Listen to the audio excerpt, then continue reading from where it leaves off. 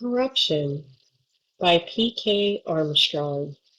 Chapter 16. Angel made her way down the stairs through the house to the kitchen where she started the coffee. She peeked into the doorway of the porch. The sun streamed in and touched everything with a radiance, including the Adonis-like figure of Christopher Roland still sleeping sprawled on the couch. Last night, after she and her parents reassured him of their belief in his innocence and integrity, he was emotionally drained. She had made up the couch for him, placed water next to his bed, and then went to sleep upstairs in the guest room. She was up earlier than everyone, her parents having slept a little later due to the late night. But now Angel watched him sleep peacefully, his breaths deep and even. She sighed without knowing it, and turned back to the kitchen to finish making the coffee. Christopher's eyes opened just then, and he watched her walk into the kitchen. He heard her moving about carefully so as not to disturb him. He would have loved for her to come back out to the porch and sit next to him, with her legs curled up under her while sipping coffee and talking about the case. But he had work to get to.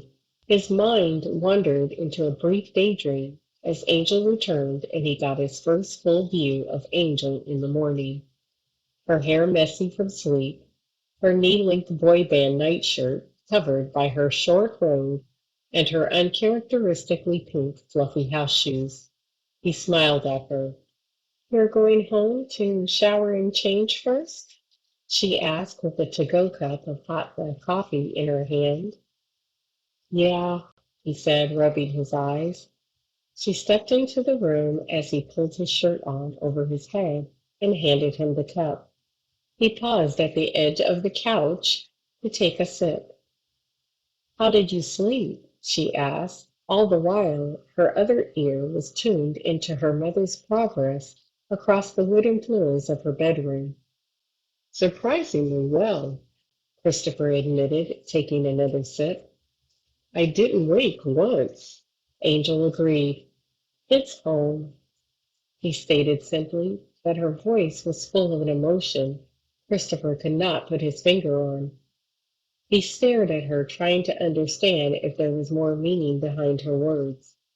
He was about to dig deeper when she looked over at his pants thrown over a chair, picked them up, and tossed them lightly to him. "I strongly suggest you put your pants on, because pants or not, my mom will come in here to check on you." Christopher caught the pants easily, and Angel heard his chuckle as she went back through to the kitchen.